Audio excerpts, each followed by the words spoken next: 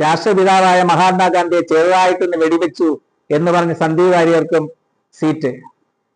എന്ത് എന്ത് ഇത് ഇന്ത്യ ചരിത്രത്തിന്റെ നാളുകളിൽ ഇത് ഒരു അത്ഭുത പ്രതിഭാസമാണ്. കോൺഗ്രസിന്റെ ചരിത്രത്തിൽ ഇത്രയും നാണം കെട്ട ഒരു പ്രവർത്തനമുള്ള, ഈ രീതിയിലുള്ള പ്രവർത്തനം നടത്തുന്ന ഒരു സന്ദീപ് വാര്യരെ പോലെയുള്ളവർക്ക് സീറ്റ് കൊടുത്തിട്ട് അദ്ദേഹം പറഞ്ഞെന്തോ, രാഷ്ട്രപിതാവായ മഹാത്മാഗാന്ധി ചെറുതായിട്ടൊന്ന് വെടിവെച്ചു, മുസ്ലിങ്ങളെ കഴുത്തിൽ ടയറിട്ട് കത്തിച്ച് കൊല്ലണം, ഈ രീതിയിൽ പറഞ്ഞ ഈ സന്ദീപ് വാര്യരെ കോൺഗ്രസ് ചുമക്കേണ്ട കാര്യമുണ്ട്?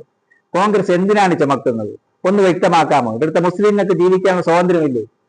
അത് കുറെ എണ്ണത്തിന് കഴുത്തിൽ ടയറിട്ടം കത്തിച്ചാൽ മതി എന്ന് പറയുന്നത് എങ്ങനെയാണ് ജനത്തിന്റെ നേരെ ഒന്ന് വോട്ട് ചോദിക്കുന്നത്? മഹാത്മാഗാന്ധി രാഷ്ട്രപിതാവിനെ ചെറുതായിട്ടൊന്ന് വെടിവെച്ചു, അങ്ങനെ അദ്ദേഹം ചെറുതായിട്ട് വെടിവെച്ചു, അങ്ങനെ മരിച്ചു എന്ന് പറയുന്ന ഈ മനുഷ്യനെ പോലെയുള്ള ആർക്കാണ് വോട്ട് ചെയ്യുന്നത്? ഇയാൾക്ക് വോട്ട് ചെയ്യാൻ ജനത്തിന് ലജ്ജ ഉണ്ടാവുകയില്ലേ?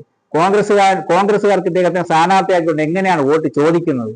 ഒന്ന് വ്യക്തമാക്കാമോ? ഇത് ഇത്രയും ഈ ജനത്തിന്റെ മുമ്പിൽ ഈ കിടന്ന് മീഡിയകളിൽ വന്നിരുന്ന് ബഹളമുണ്ടാക്കി, രാഷ്ട്രപിതാവിനെ അവഹേളിച്ചും രാഷ്ട്രപിതാവിന്റെ മരണത്തിനെ പോലും ഏറ്റവും ചെറുതായിട്ട് കാണിച്ചുകൊണ്ട് മുസ്ലിങ്ങളെ മുഴുവനും തേജോവധം ചെയ്യുന്ന രീതിയിലുള്ള സംസാര ശൈലികൾ നടത്തിയ ഒരു സന്ദീപ് വാര്യരെ കോൺഗ്രസ് സ്ഥാനാർത്ഥിയാക്കിക്കൊണ്ട് അവതരിപ്പിക്കുകയാണ്. ജനം എങ്ങനെ വോട്ട് ചെയ്യും? ജനത്തിനൊന്ന് ചിന്തിച്ചുകൂടി?